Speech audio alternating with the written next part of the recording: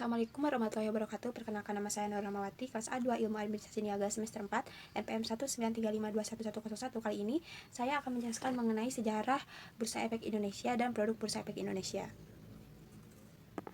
Nah, sebelum kita kepada inti pembahasan, yaitu mengenai sejarah Bursa Efek Indonesia atau produk Bursa Efek Indonesia, alangkah lebih baiknya jika kita mengetahui apa sih itu Bursa Efek Indonesia.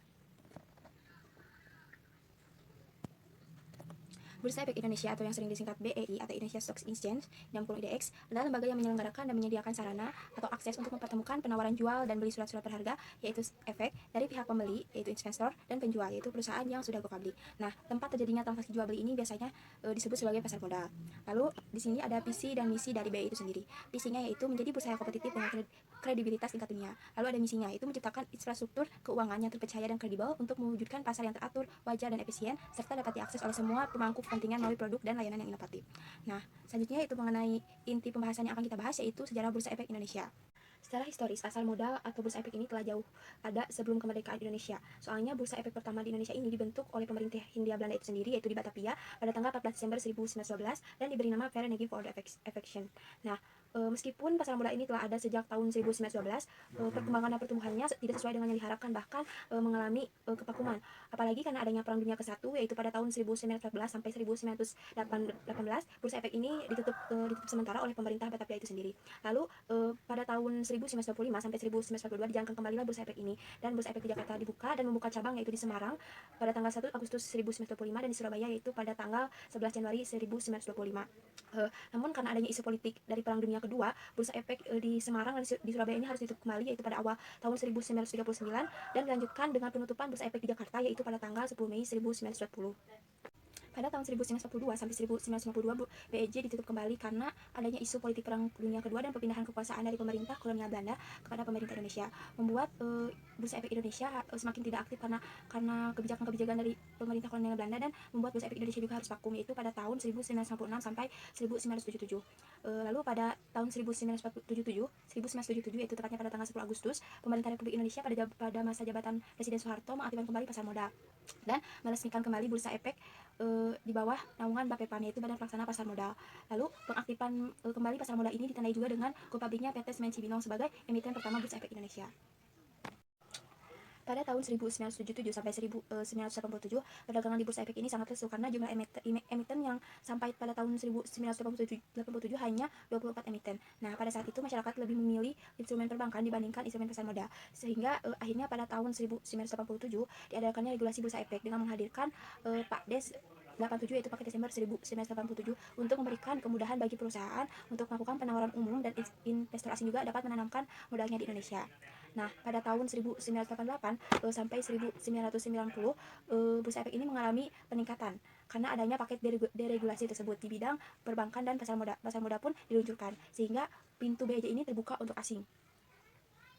Lalu pada tanggal 2 Juni 1988 diluncurkanlah BPI, yaitu Bursa Paralel Indonesia, yang dikelola oleh Persatuan Perdagangan Uang dan Efek, yaitu PPUE.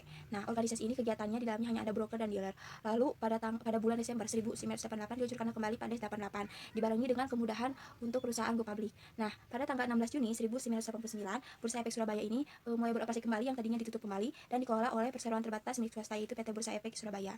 Nah, pada tahun 1992, itu pada tanggal 12 Juli, itu salah, swastani BEJ ini yaitu Bapepam berubah menjadi Badan Pengawas Pasar Modal. Nah, perubahan serta peresmian dari perubahan tersebut diperingati sebagai HUT BEJ tersebut sendiri. Nah, pada tanggal 22 Mei 1995, sistem otomatisasi perdagangan di BEJ ini dilaksanakan dengan sistem komputer, yaitu JATS, Jakarta Automated Trading System. Nah, pada tanggal 10 November 1995, pemerintah mengeluarkan Undang-Undang Nomor 8 Tahun 1995 tentang pasar modal. Nah, ini mulai berlaku pada awal Januari 1996, dan BPI ini memerger dengan Bursa Efek Surabaya. Lalu pada tahun 2000, sistem perdagangan tanpa wakat, yaitu Spiritus Trading, mulai diaplikasikan di pasar modal Indonesia. Lalu pada tahun 2002, BEJ ini mulai mengaplikasikan sistem perdagangan jarak jauh atau remote trading. Nah, pada tahun 2007 adanya pergabungan dari Bursa Efek Surabaya dengan Bursa Efek Jakarta menjadi Bursa Efek Indonesia. Nah, pada tanggal 2 Maret 2009 diluncurkanlah perdana sistem perdagangan baru PT Bursa Efek Indonesia, itu JATS Next G. Lalu selanjutnya ada produk Bursa Efek Indonesia. Yang pertama ada saham. Saham dapat didefinisikan sebagai tanda penyertaan modal seseorang atau pihak badan usaha dalam suatu perusahaan atau perseroan terbatas. Dengan menyertakan modal tersebut, maka pihak memiliki klaim atas pendapatan perusahaan tersebut ataupun aset, dan juga berhak hadir dalam rapat umum pemegang saham. Lalu di sini ada keuntungan saham. Yang pertama dividen. Dividen merupakan pembagian keuntungan yang diberikan perusahaan dari hasil keuntungan yang dihasilkan perusahaan. Dan juga dividen ini diberikan atas persetujuan dari para pemegang saham setelah RUPS, yaitu setelah rapat umum pemegang saham. Lalu yang kedua ada capital gain. Capital gain ini merupakan selisih antara harga beli dan harga jual yang cukup tinggi, di mana capital gain ini terbentuk dengan adanya aktivitas perdagangan saham di pasar sekunder. Seperti contohnya harga beli saham tersebut yaitu 2.000, dan ketika dijual di pasar sekunder tersebut yaitu seharga 4.000, kan memiliki keuntungan yang sangat tinggi. Lalu ada risiko saham.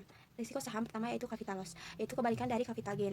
Itu suatu kondisi di mana investor itu menjual saham dengan harga yang rendah, lebih rendah daripada harga beli. Mengapa bisa terjadi seperti itu?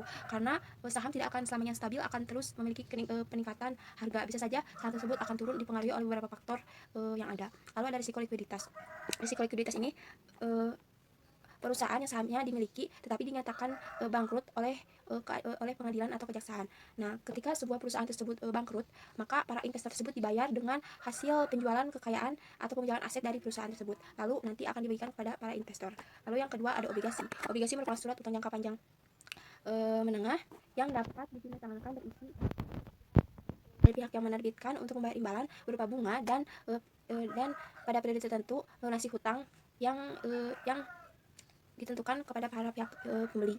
Nah, obligasi ini atau efek ini yang bersifat tercatat di bursa ada 4. Yang pertama obligasi korporasi, yaitu obligasi yang diterbitkan oleh perusahaan swasta nasional termasuk BUMN dan BUMD. Lalu yang kedua ada sukuk. Sukuk merupakan sertifikat atau bukti kepemilikan yang bernilai sama dan mewakili bagian yang tidak terpisahkan atau tidak berbagi. Lalu ada surat berharga negara yang terdiri dari surat utang negara dan surat berharga syariah negara. Lalu ada efek bangunan aset, yaitu efek yang bersifat utang yang diterbitkan dengan underlying aset sebagai dasar penerbitan.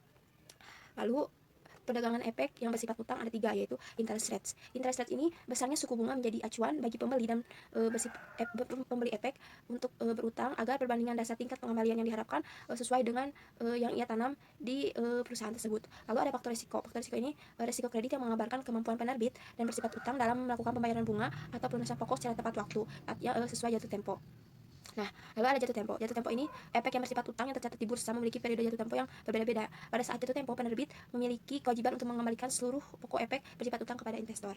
Lalu, apa sih keuntungan membeli efek yang bersifat utang? Yang pertama, kita mendapatkan kupon atau pinasabah secara periodik dan dari efek bersifat utang yang dibeli. Lalu, yang kedua memperoleh capital gain dari penjualan efek bersifat utang di pasar sekunder. Lalu yang ketiga memiliki risiko yang relatif lebih rendah dibandingkan instrumen lain seperti saham. Lalu, banyak seri efek bersifat utang yang dapat dipilih oleh investor di pasar sekunder. Lalu yang ketiga ada reksadana.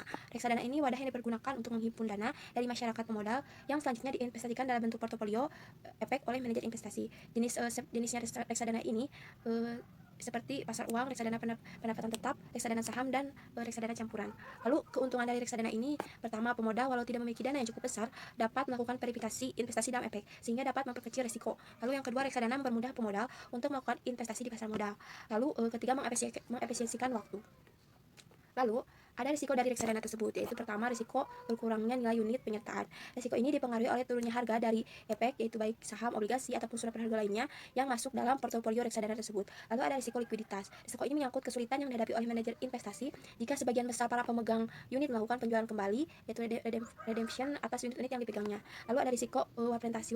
Risiko waplentasi ini merupakan risiko yang timbul ketika perusahaan asuransi yang mengasuransikan kekayaan reksadana tidak segera membayar ganti rugi atau membayar lebih rendah dari nilai pertanggungan saat terjadi hal-hal yang tidak diinginkan.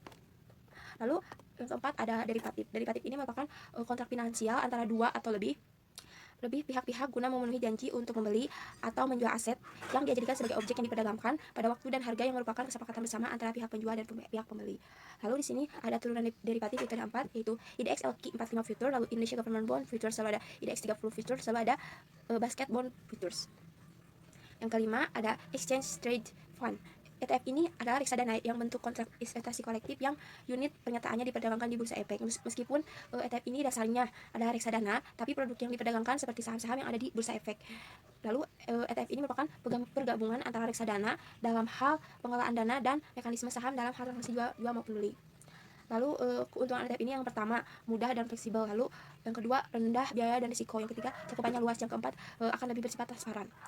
Sekian penjelasan mengenai sejarah dan produk Bursa Efek Indonesia. Mohon maaf bila selama penyampaian ada perkataan yang kurang berkenan. Billahi taufiq wal hidayah. Wassalamualaikum warahmatullahi wabarakatuh.